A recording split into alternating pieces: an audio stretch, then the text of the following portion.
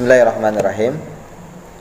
Assalamualaikum warahmatullahi wabarakatuh. Alhamdulillah wassalatu wassalamu ala Rasulillah Sayyidina Muhammad bin Abdillah la haula wala quwata illa billah amma ba'd. Anak-anakku sekalian kelas 5 alif ba dan ta. Apa kabar? Mudah-mudahan kalian selalu sehat dan istiqomah menjalankan ibadah kepada Allah. Ustadz senantiasa terus mengingatkan kepada kalian semua tidak bosan. Yang pertama, untuk selalu menjaga protokol kesehatan dengan 3M, memakai masker, menutupi hidung dan mulut, kemudian menjaga jarak dan sering-sering mencuci tangan. Dan kemudian Ustadz juga mengingatkan kepada kalian untuk terus bersama Al-Quran, ya, dan jangan terlalu lama-lama main game, main handphone, itu akan membuang waktumu secara percuma. Dan terakhir, banyak membantu orang tua. Baik, anak-anakku sekalian, hari ini materi kita adalah materi IPS tentang pembangunan ekonomi dan sosial budaya di Indonesia. Kalau di buku paket, di buku pena itu silakan kalian dibuka halaman 45. Di situ ada. Nah, Ustaz akan bahas insya Allah materi ini dengan sebaik-baiknya.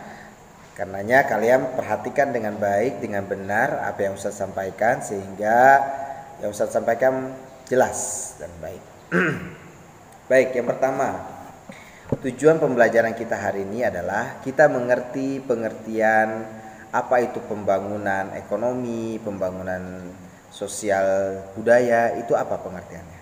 Sehingga nanti kita akan mengerti maksud tujuan pembelajaran kita. Yang kedua, setelah kita mengetahui pengertiannya, kita juga mengetahui contoh-contoh aktivitas masyarakat dalam upaya pembangunan ekonomi sosial budaya. Kemudian yang terakhir, kita adalah tujuannya bagaimana cara kita mendukung pembangunan ekonomi sosial budaya khususnya di negara kita, negara tercinta, yaitu negara Indonesia. Ada 3 pembelajaran, tujuan pembelajaran kita hari ini, ya. Oke. Baik, kita masuk ke materi yang pertama adalah tentang pengertian pembangunan ekonomi sosial dan budaya. Pembangunan itu apa sih, Ustadz? Nah, pembangunan itu adalah serangkaian proses yang dilakukan manusia untuk memperbaiki taraf hidupnya. Ya.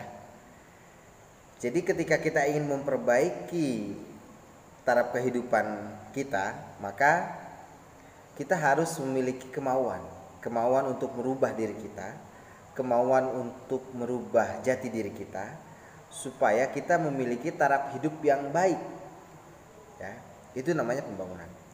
Nah, kalau pembangunan ekonomi, sosial ekonomi budaya, artinya kita melakukan satu proses, melakukan satu aktivitas yang kita lakukan untuk memperbaiki taraf kehidupan kita di bidang ekonomi, di bidang sosial, dan di bidang budaya.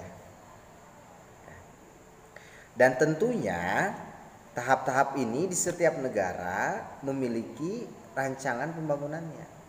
Bagaimana para pemerintahan, para pemimpin negara khususnya di Indonesia ini memiliki satu rencana supaya negara kita, negara Indonesia itu menjadi negara yang makmur, sejahtera.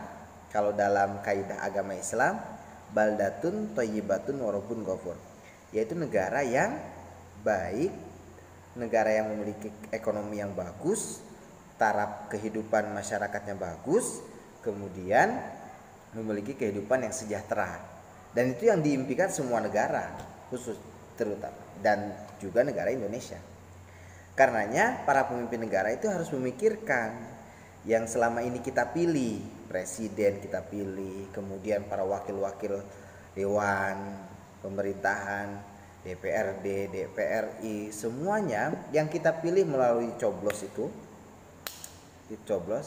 itu mereka memiliki tanggung jawab membuat rancangan untuk membangun Indonesia lebih baik dari segi ekonomi, budaya dan sosial.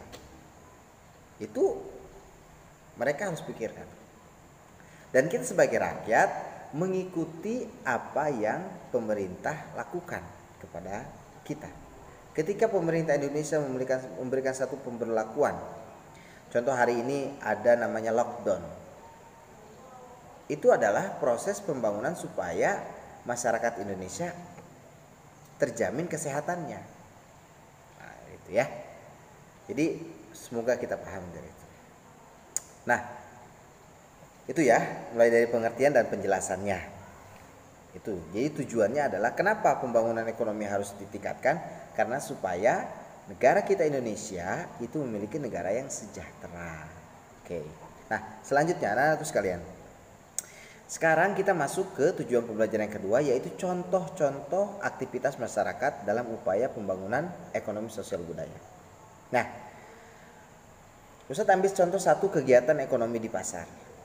Nah, kegiatan ekonomi di pasar ini adalah setiap hari kita lihat ketika kita ke pasar. Banyak sekali orang yang berdatangan ke pasar untuk melakukan satu kegiatan pembangunan ekonomi. Nah, salah satunya adalah ada kegiatan jual beli. Jadi bukan hanya jenis barang dan lain sebagainya yang kita ketahui, tapi di situ ada satu kegiatan sosial, yaitu apa? Kegiatan jual beli. Nah, dari kegiatan jual beli inilah timbul terjadinya interaksi sosial yang meningkatkan pembangunan ekonomi. Karena ada jual beli, di situ ada transaksi uang dan barang, kemudian si penjual mendapatkan uang dan si pembeli mendapatkan barang yang diinginkan. Nah, itu salah satu untuk meningkatkan taraf kehidupan ekonomi. Ya, itu salah satu contohnya. Nah, kemudian apalagi di bidang budayanya ada tarian daerah, kemudian ada sanggar bambu, ya, itu banyak sekali. Dan itu ada sanggar-sanggar seperti itu, tarian daerah, kemudian pada ikut les tari dan sebagainya, itu dalam rangka upaya untuk menjaga dan melestarikan budaya Indonesia supaya tidak lupa, ya. Paham semuanya ya. Nah, kemudian sekarang kita masuk ke tujuan pembelajaran kita yang terakhir adalah tentang cara kita mendukung pembangunan ekonomi sosial budaya. Bagaimana Ustaz caranya? Yang pertama, caranya adalah kita membeli produk asli Indonesia. Ya. Itu. Karena ketika kita membeli produk asli Indonesia, maka uangnya berputar di situ, di rakyat Indonesia, ya. Kemudian apalagi Ustaz caranya? Kemudian adalah mempelajari kebudayaan daerah, dari mulai daerah Bali, Jawa Tengah, kemudian Jawa Barat dan lain sebagainya. Kita pelajari. Minimal kita tahu, kalaupun kita nggak bisa, minimal kita tahu.